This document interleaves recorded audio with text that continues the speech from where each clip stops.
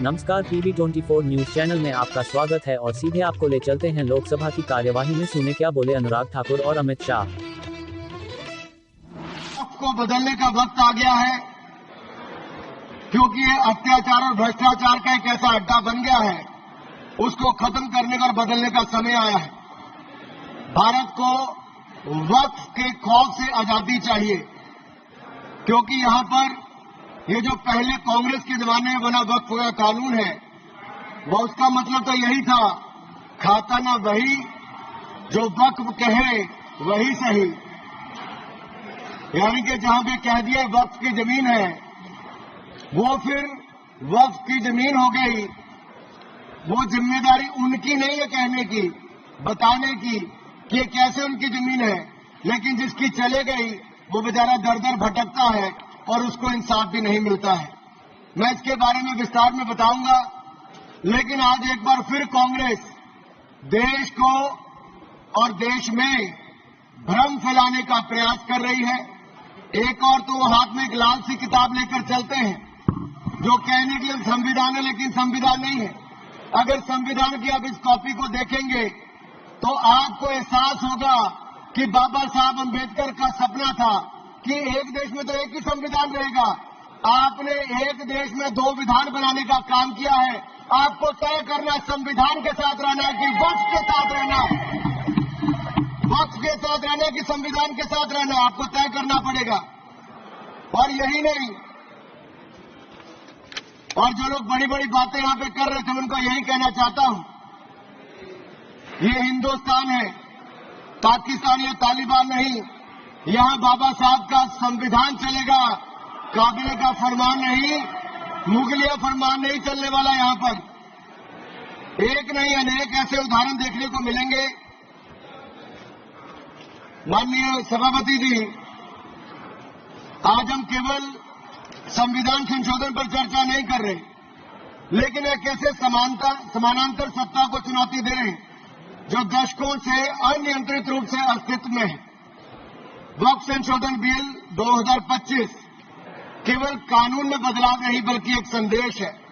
संदेश स्पष्ट है कि देश में एक ही कानून चलेगा, भारत का संविधान, और भारत के संविधान के ऊपर कुछ नहीं है।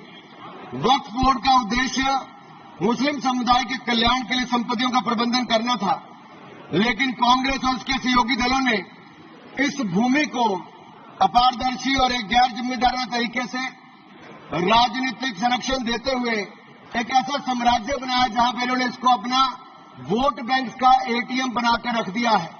70 सालों से इन्होंने यही किया है। 1947 में भारत ने एक विभाजन देखा है, वो एक परिवार और एक पार्टी के कारण वो विभाजन हुआ है। आज जमीन जिहाद, लैंड जिहाद के नाम पर हम दूसरा विभाजन नहीं होने देंगे, नहीं होने देंगे। रिपोर्ट देनी पड़ेगी, बैलेंस शीट जमा करनी पड़ेगी, ऑडिट होगी, कैग के रिटायर्ड ऑफिसर ऑडिट करेंगे और मान्यवर पारदर्शिता आएगी। इससे क्यों डरना चाहिए किसी को? पारदर्शिता से क्यों? और वक्फ बोर्ड और वक्फ परिषद, इसका कोई ऑर्डर हम ऐसा नहीं लिख रहे हैं कि कोर्ट में नहीं जा सकते। आपने तो कर दिया था कि ये ऑर्डर को कोई कोर्ट में चैलेंज ही नहीं कर सकता। पूरा संविधान वहां समाप्त कर दिया मान्यवर। और मान्यवर, हम तो इसको कहते हैं कि कोई भी चैलेंज कर सकता है कायदे की अदालत में। इस देश में संविधान का राज है, ग्रीवेंसेस जिसका भी हो कोर्ट में जा सकता है। 2013 में जिसकी भूमि हड़पी, इसके ग्रीवेंसेस को भी कोर्ट के फोरम से बाहर करने का पाप एक कांग्रेस पार्टी ने किया। मान्यवर, एक अफवाह और फैला रहे, प्रोस्पेक्टिव इफेक्ट से आ रहा है।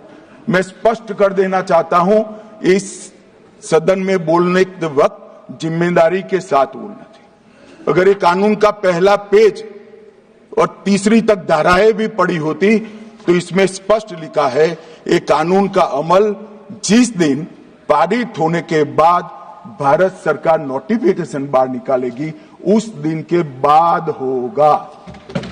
मतलब रिट्रोस्पेक्टिव इफेक्ट नहीं है, मगर मुस्लिम भाइयों को डराया जा रहा है कि रिट्रोस्पेक्टिव इफेक्ट से आएगा।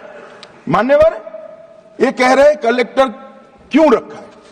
मुझे एक बात बताओ भाई, जो बता सकते हैं, अगर किसी मंदिर के लिए जमीन खरीदनी है तो जमीन की मालिकी किसकी है वो हमारे देश में कौन तय करता है? सबको मालूम है, कलेक्टर करता है सर, रेवेन्यू ऑफिसर वही है। तो अगर वक्फ की भूमि जो वक्फ कर रहा है उसकी है या नहीं है, इसकी जांच कलेक्टर करे तो इसमें आपत्ति क्या है?